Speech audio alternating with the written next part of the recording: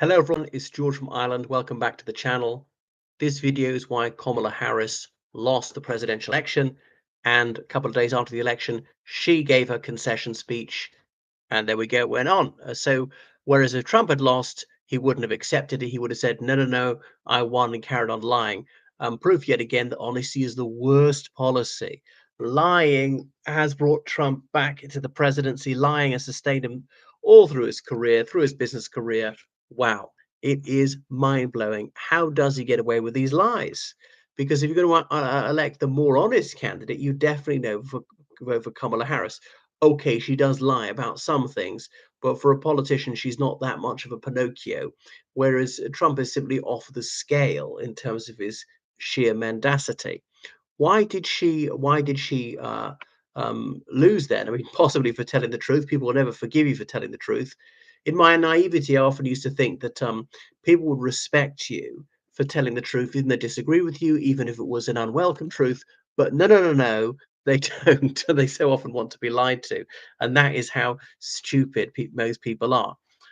She comes across as conceited, and a certain hauteur is common in politicians. Is that confidence? One shades into the other. I know Trump is extraordinarily, egregiously arrogant, far worse than her, but perhaps that's attractive to Republican inclined voters, and but off-putting to Democrat inclined voters, even when Miss Harris's level of arrogance is much lower. Um, so seeming condescending, talking down to people, often couldn't give a straight answer. Answers which are too convoluted, which perhaps play well with the judge in a courtroom, but not so well on the electorate. Trump, speaking usually in words of a syllable, I suppose, is more effectual mass communication. So perhaps being seen as too cerebral. I mean, lawyers in general are often disliked in the United States, and okay, Joe Biden won despite it. You know, that's the most common profession amongst presidents, amongst politicians in general in the United States. Something ridiculous like over 50% of congressmen and congresswomen are lawyers. You know, in any country, it'd be quite high. In the United Kingdom, maybe 25%, but not just so stratospherically high as there. So that might have been a problem. Being too loyally, is she too professorial? Being seen as loony left because she comes from California. I think she's not actually that left wing on economic issues because she's an acquisitive, greedy capitalist. I know Trump's avarice is again off the charts, but perhaps people who are Democrat inclined are more unforgiving of this. So people found all this off-putting, failed in what was her mission to control the border, and perhaps doesn't recognize how important that is to so many Americans. Illegal immigration, then there's legal immigration, and to get that down, and hardly ever talked about it. So couldn't run on her record in that sense. Or having covered for Biden, having lied for President Joe Biden, saying that he had his marbles when really he'd lost it because of advancing senility. And this became painfully obvious, which is why they had to draft her in the last possible moment. And had Biden admitted he was unfit to go on for a second term just after they lost the midterm elections, sorry, won the midterm elections, bowed out gracefully then, would have been enough time to do a thorough selection process and perhaps pick a winner. Probably not Kamala Harris, because they're always saying all the time, it can't be her if he drops out because her approval ratings are just so low, even lower than his. The lowest of any vice president ever, I think I'm correct in saying. If they're not the very lowest, they were pretty close. But despite that, she came near to winning, losing by only 3 percentage points.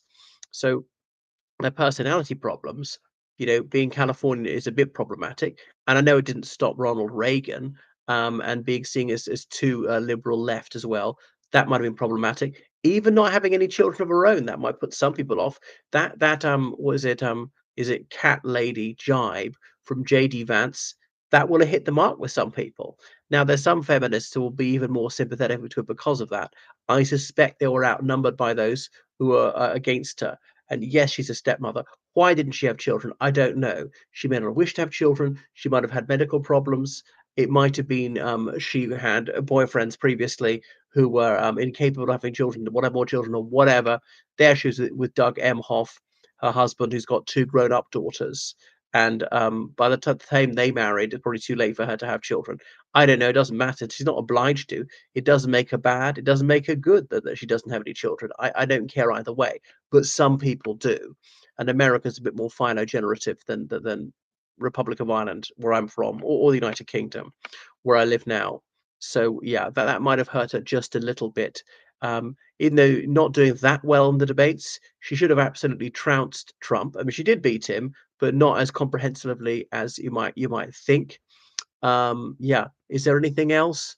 Didn't have the sort of the big on the military credentials, saying she had a gun and would shoot dead intruders. Did that seem inauthentic? Possibly. Might have put off some of the real leftards who say, no, no, no, no, you must let yourself get murdered. Making any attempt to stop illegal immigration is racist in view of the leftards. So that would play against her as well.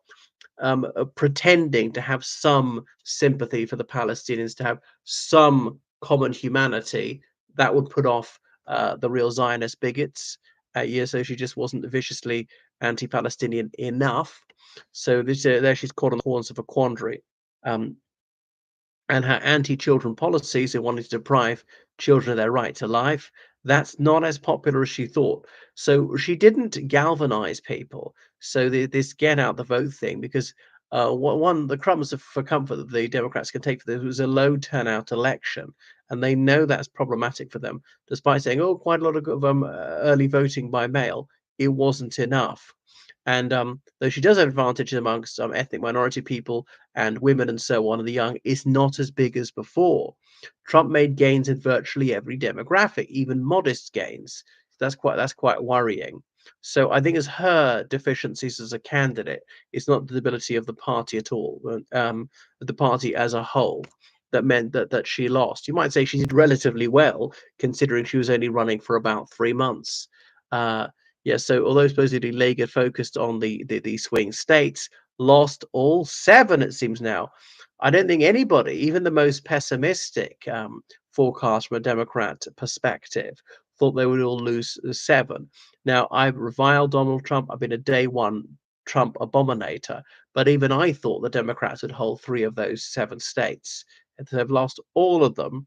And sometimes it wasn't even that narrow. It's like by more than 1 percentage point. I remember in 2016 and 2020, sometimes these are by fractions of a percent, just a few thousand votes. Some of these states went this way or that. So the wokery, the BLM movement counted against her, which she appeared to endorse. The idea that whites are evil, that intersectionality must be taught, that children be brainwashed in school, that whites should hate themselves, that there should be reparations from slavery. You know, a lot of whites fed up of being called racist all the time. And a way to kick back against that is to vote for Donald J. Trump. So people have got to be careful not to disparage others needlessly. Yeah. Wow. Cancel culture that we put off.